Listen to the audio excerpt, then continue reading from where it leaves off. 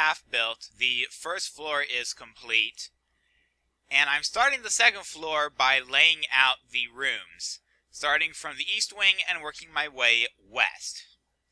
The east wing is going to be the staff chambers. That's going to be the maid, the butler, etc.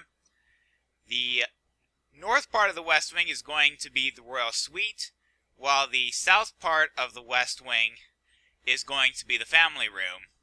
The central area is going to be the kitchen and dining room. And once the rooms are sorted out, I opted to focus on the master bedroom, laying out the walls the rest of the way up.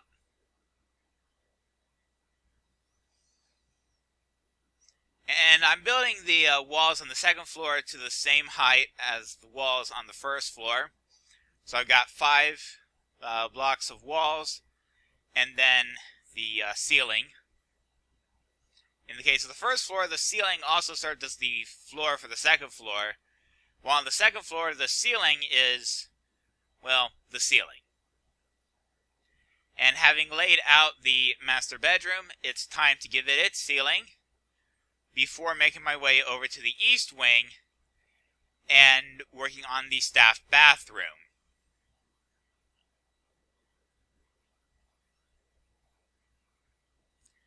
Of course, the walls of the staff bathroom are a little bit more complicated. There will be 6 members of the staff for the royal palace, and in order to ensure a minimum of problems for the staff, I need to make sure that there are basically 3 toilets and 2 showers. But given how people are in toilets, each toilet requires its own stall. And I also built a wall between the 2 shower stalls, even if they don't actually get doors. With the bathroom sorted out, I went ahead and built up the walls of the other 3 rooms on the east wing. Those rooms are actually going to be bedrooms for the members of the royal staff. 3 bedrooms, and there will be 2 staff members per bedroom. And once I got the walls built up to the requisite height, I went ahead and laid down the ceiling, and of course lit it up to make sure that the attic, which will not be accessible unfortunately, doesn't become a place for certain undesirable elements to make their home. At this point, I'm working on the bathroom. I've opted to build a bathtub as opposed to a shower. And now that I've got the bathroom sorted out, it's time to build up the walls of the family room.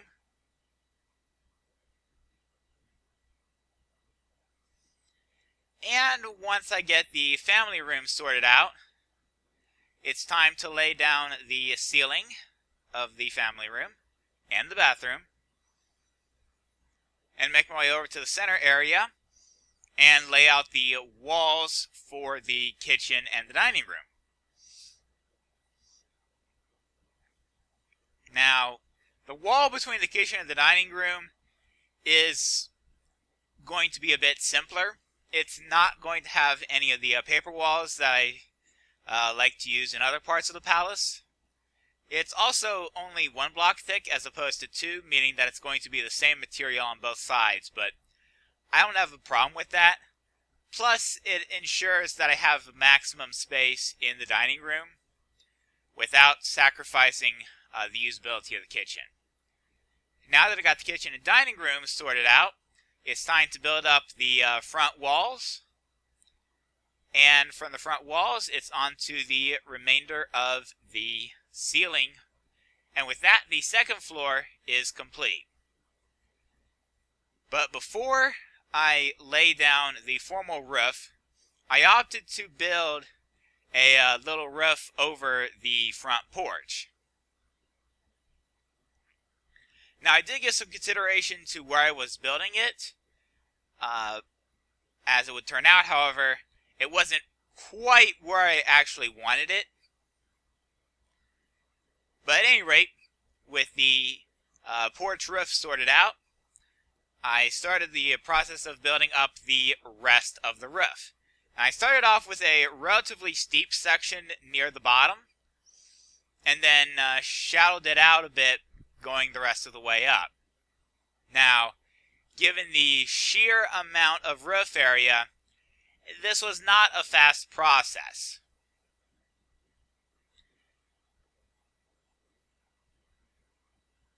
I would like to apologize for the clouds. That should give you a sense of just how high Upper Industriville actually is, and by extension, how high the roof extends.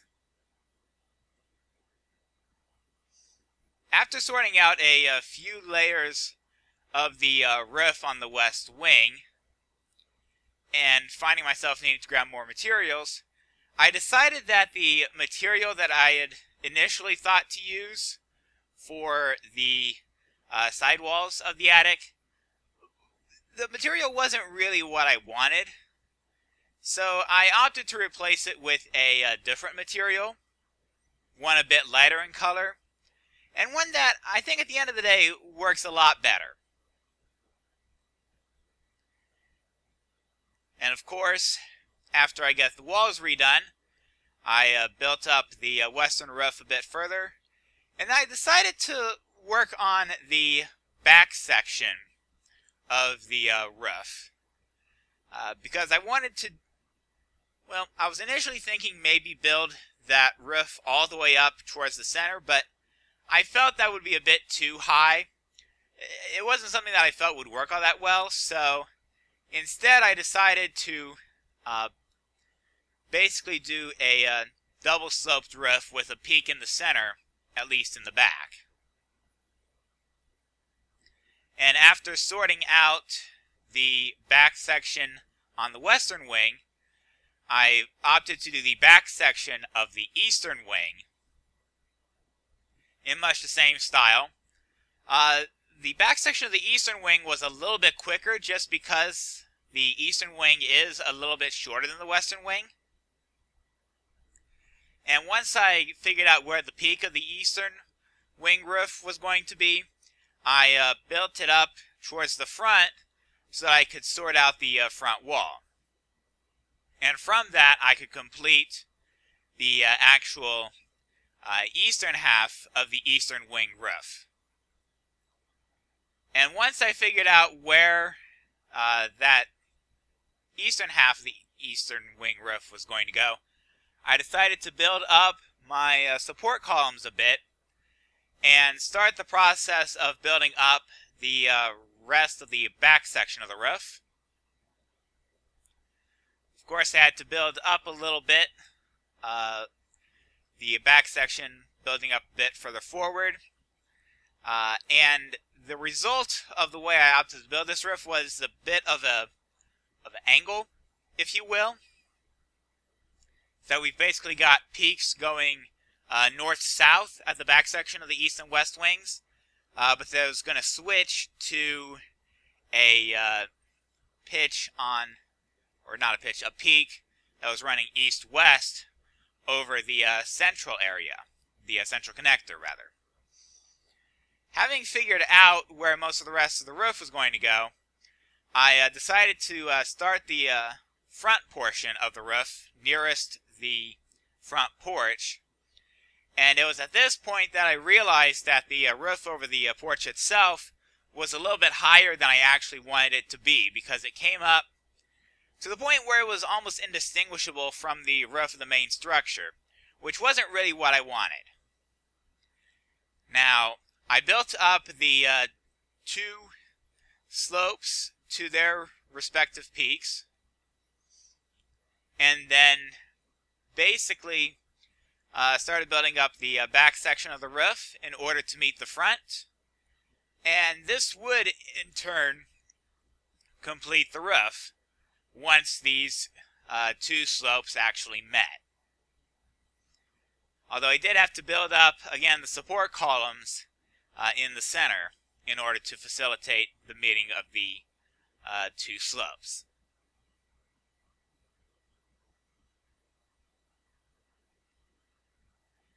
Once the main roof was complete, I made my way up to the roof over the front porch, and then systematically dismantled and rebuilt it 2 blocks lower than it originally had been. The roof was just too high before. By relocating it 2 blocks lower, I think it creates more definition of the porch, as well as for the main roof.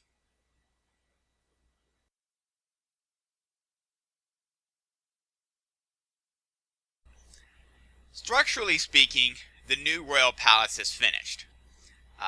In terms of furnishings, it's nowhere close.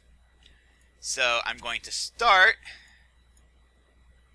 let me see if I get this right, there we go, with the deco bench. Also gone ahead and crafted a few doors. I've taken a wooden door, I've got 4 birch doors, some dark oak doors, and some shoji doors. And I'm going to be using those doors in the royal palace. And in order to make things just that little bit more efficient, I'm actually going to go ahead and set up this deco bench temporarily inside the palace itself. There, it looks good. Of course, first off, I'm going to lay down the doors. I'm actually going to leave these 2 birch doors because I've actually got a little bit of a modification I have to make to the palace before I can actually lay the last 2 birch doors down. But the birch doors will be the exterior doors. So the door leading into the courtyard, actually, do I want to recess this? Yeah, I think that works a little bit better recessed than exposed. Alright.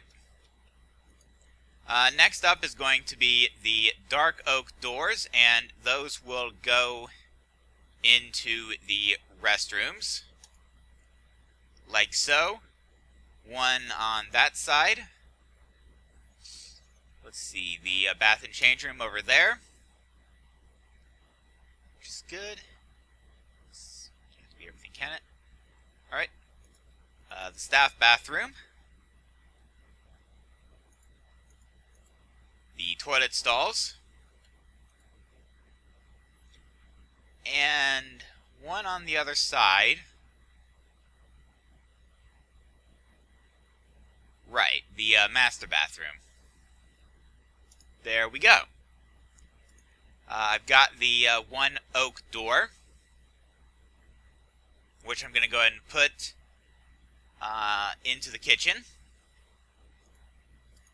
And then I'm going to grab the shoji doors. I'm pretty sure I've got the count on the shoji doors right. So bedroom, bedroom, bedroom. And 2 of these go on the other side of this top floor into the royal bedroom. That's a nice way to open. And let's see, down here, children's room, children's room. On the other side, the barracks, captain's quarters, and let's see, the training room. So 2 left. It looks like these are the doors I chose for the pool entrance.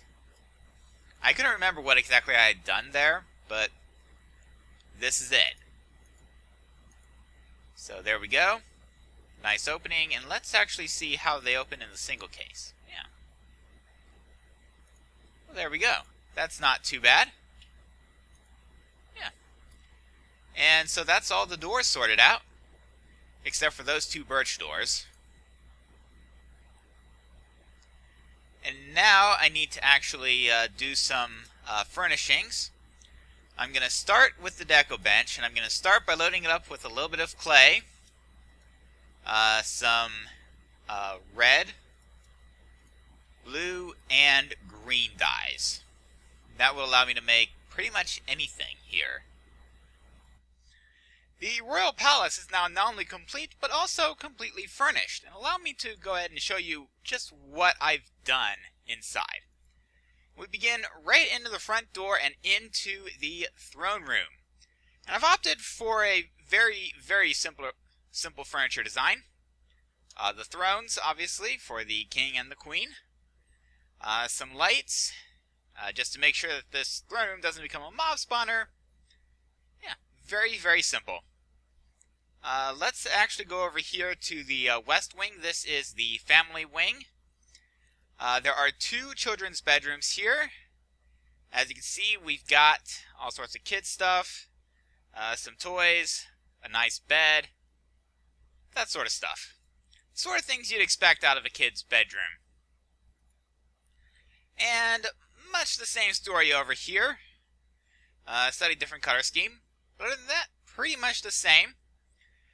The 2 children will share one bathroom, which is here. So we've got a nice sink. We've got a shower over here. And on the other side is a toilet, complete with a minor privacy wall, just in case both kids try to use the bathroom at the same time. Then over here, there's a little shower for the pool.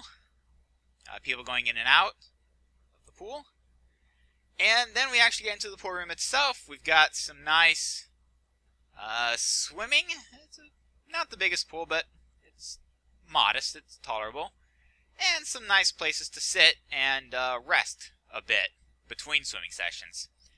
Of course, this is the door out to the royal family's courtyard. Not much to talk about there. In fact, really nothing to talk about there. It's just virgin land, effectively, or very approximately virgin land, anyway. So let's go up to the second floor. And we'll start with the royal suite. Very opulently laid out.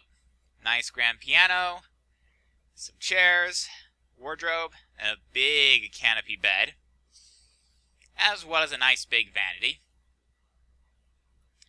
And then we have the royal bathroom with the gigantic tub, the toilet, and the sink.